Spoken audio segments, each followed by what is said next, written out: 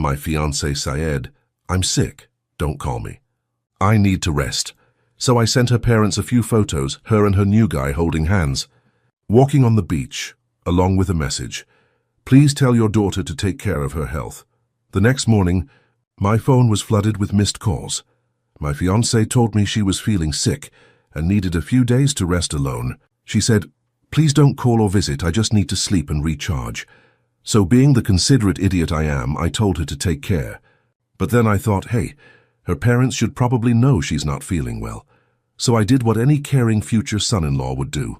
I politely messaged her mom and dad, attached a few pictures and wrote, hi, just wanted to let you know her name isn't feeling great. Hope she gets some proper rest. Please remind her to look after herself. The pictures, well, let's just say they weren't taken by me.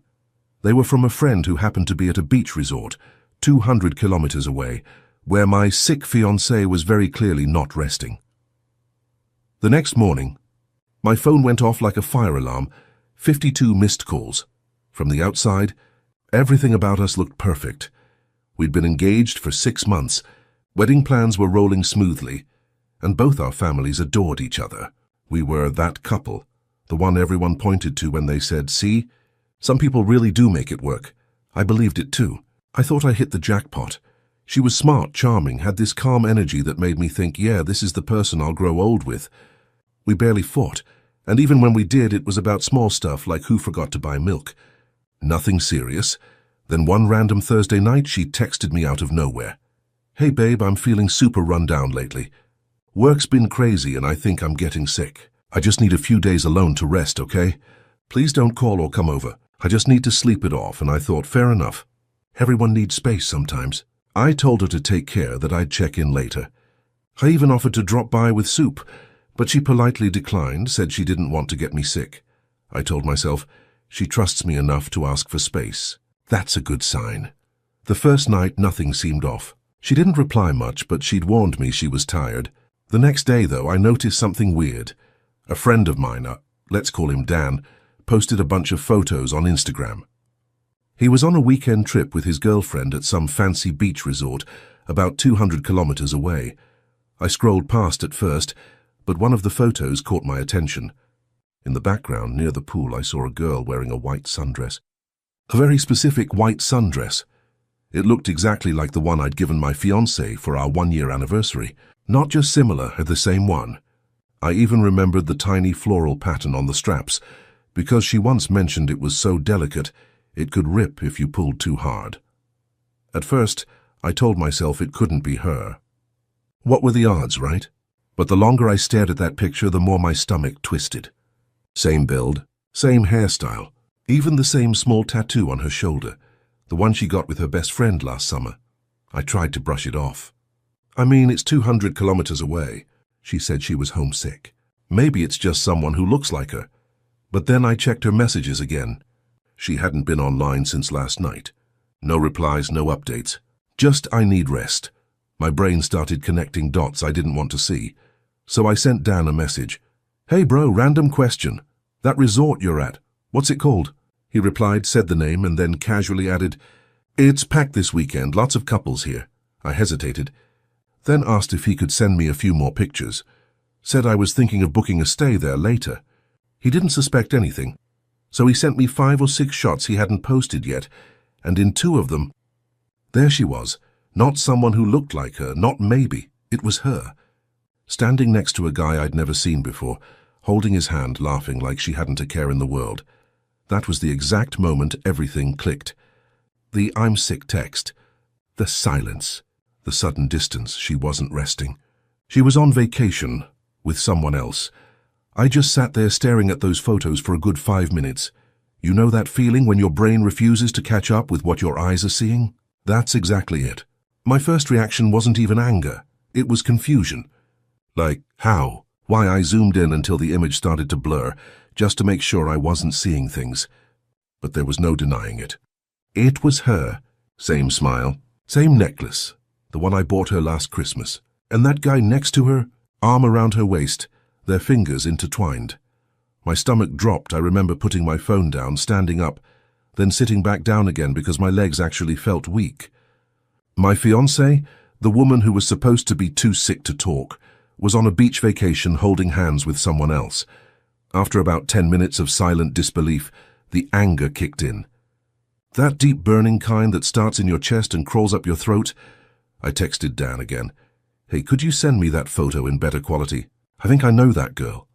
He replied a few minutes later with a full resolution version followed by, wait, isn't that your fiancée? I didn't even answer. I just stared at my phone. That one question said it all. I sat there for hours thinking what to do. My first instinct was to call her, to scream, to demand an explanation, to tell her I knew everything. But the more I thought about it, the more I realized, what's the point? She was already lying. Anything she said would just be another layer of bullshit. So I decided to keep quiet, to think, to plan. The thing is, I wasn't the type to create drama. I didn't want to go on social media and expose her like some reality show contestant, but I also wasn't going to just swallow it and move on like nothing happened. She lied to me, to my face, about being sick. That night I barely slept. I kept looking at those pictures. The sunlight, her laugh, the way she looked so free. Like our engagement didn't even exist. Around 2 a.m. I remembered something she said once when we first got engaged. I love how mature you are. You always handle things calmly. You never make a scene. Well, I figured it was time to put that to the test. We had a small family group chat where we shared wedding updates, vendor lists, venues, catering stuff. Her mom liked to send Pinterest boards there. It felt like the most natural place to send a concerned update. So instead of calling her, I opened the group chat with her family, the one we used to share updates about the wedding prep. It included her parents, her older sister, and me. I typed out a short message, polite, respectful, the kind of message that sounds like pure concern on the surface. Hi everyone. I just heard from her name that she wasn't feeling well and needed some rest. A friend of mine happened to send me a few photos from a beach resort this weekend. I think she's there. She looks happy though. Just wanted to share and remind her to take care of her health. I attached the photos, hit send and went on with my morning like nothing happened. Around 9 a.m., my phone started lighting up. It's one call, then another, then dozens more. First one call, then another, then another. By the time I looked, there were 52 missed calls, 10 from her, 5 from her mom, 3 from her dad. The rest were from cousins, mutual friends, and even her bridesmaid. I didn't pick up a single one. I just sat there sipping my coffee, watching my phone light up again and again like a slot machine hitting jackpot. Then the texts started coming in. Her first one, WTF, did you do? Then it's not what it looks like, then please can we talk? Please don't do this. She tried to spin it and said the guy was just a co-worker, that they happened to book the same resort, that they held hands for a photo. I didn't even reply. It was pathetic I didn't reply. Her mom texted next, something like, I'm so sorry, I didn't know. Please, let's talk before things get worse. And then her dad, will handle this. I'll call you later. That was when it hit me. This wasn't just between us anymore. The secret was out. And not because I yelled or accused, but because I let the truth speak for itself. And honestly, it felt peaceful. For the first time in days, I wasn't angry. I wasn't heartbroken. Just calm. I didn't regret it for a second. I wasn't trying to humiliate her. Honestly, I didn't even want revenge. I just wanted truth. And I figured, if she was so comfortable lying to me, maybe she'd have a harder time lying to her own parents. About an hour later, I finally opened one of her texts. Please, can we talk? I'll explain everything. It's not what you think. Sure, because being photographed holding hands with another guy at a beach resort definitely has an innocent explanation, right? Maybe she tripped and accidentally fell into a weekend getaway. I didn't reply. A few minutes later, her mom called again. I didn't answer. Then came the message. We're very sorry for what happened. Please don't make any rash decisions. Let us talk to her first. Rash decisions? Lady, your daughter took a wellness retreat with a side of cheating. By noon, her dad texted me, short, direct. I'm sorry this happened. We'll deal with it. You don't have to talk to her anymore. That one made me laugh. Don't contact her. Buddy, that's the easiest thing I've done all week. By evening, I guess the reality must have sunk in for her, because the tone of her messages changed completely, from angry and defensive to desperate and guilty. I messed up. Please, I can explain. It was a mistake. I didn't mean to hurt you. I just needed space.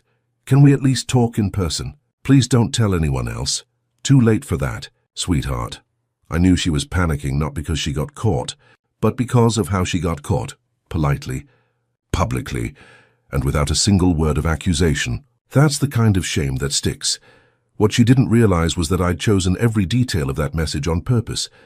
The polite tone, the concerned fiancé act, the phrasing like, "She looks happy, but I hope she rests and takes care of her health." That wasn't random. That was a scalpel. I wanted her family to see not just her mistake, but the contrast, the caring fiancé versus the lying daughter. I didn't need to raise my voice. I just let the truth wear a tuxedo and do the talking. That night, I muted my phone and met up with a couple of close friends. Told them the whole story. One of them just sat there with his mouth open like, "Dude, that's brutal." But the best part, none of them told me I overreacted. Everyone said the same thing. She played a stupid game. You gave her a classy ending, and that's exactly how it felt. Not revenge. Just closure delivered with manners. Later that night, when I finally checked my phone again, I had one last message from her. "You didn't have to humiliate me like that." I said I was sorry. I almost replied, "You didn't have to cheat like that." I said I loved you. But I didn't. Some things are better left unsent. Instead, I sent her just one message. Calm, short, polite, the same tone I'd used all along. "You feeling better now?" "Great. Then let's talk about ending this properly." And that was it. No drama, no screaming. Just quiet finality. The next day, her parents called to say they'd handle cancelling the wedding venue and returning the deposits. Her mom sounded like she'd been crying. Her dad's voice was pure anger, but not at me. I thanked them for their honesty and said, "Don't worry, I'm not mad. I'm just done." And I meant it.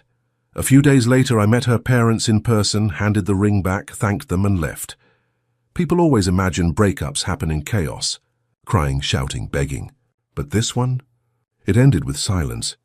The kind of silence that's heavy but clean. I didn't block her. Didn't post anything. Didn't try to make her look bad. I didn't need to.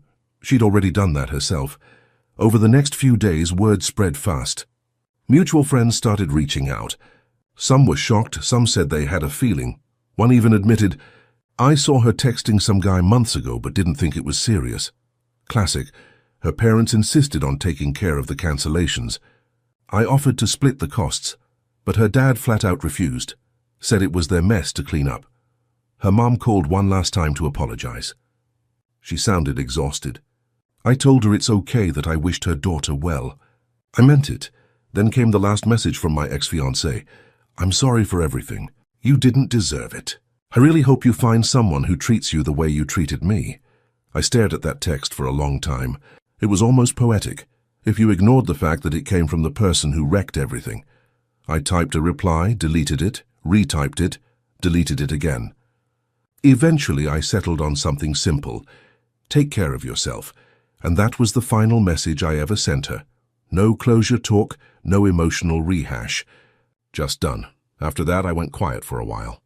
Deleted the wedding planning apps. Cancelled the honeymoon trip. Returned a few things we'd bought together.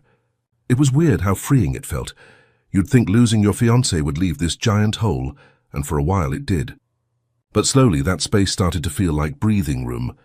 I realized I'd been so focused on building a future with her that I stopped noticing how much of myself I'd bent to fit her expectations. The maturely calm but never overreacting guy she praised, that was me constantly managing her emotions, keeping peace, avoiding conflict, and in the end it didn't stop her from cheating. Funny thing, and she once said she loved me because I never made a scene. Turns out, not making a scene was the loudest scene of all. Funny how that works. A few months later, I heard she moved to another city. I didn't ask where. I didn't care. Whatever she's doing now, I genuinely hope she's happy, or at least honest. As for me, I kept my promise to myself. I didn't let this turn me bitter. I still believe in love, just not blind trust. Sometimes, people show you who they are the moment you stop trying to protect their image. And if you're wondering, it's no. I never picked up any of those 52 missed calls. I didn't need to, because that one message I sent, "You feeling better now?" Great. Then let's talk about ending this properly, was the last conversation that ever needed to happen. The rest spoke for itself.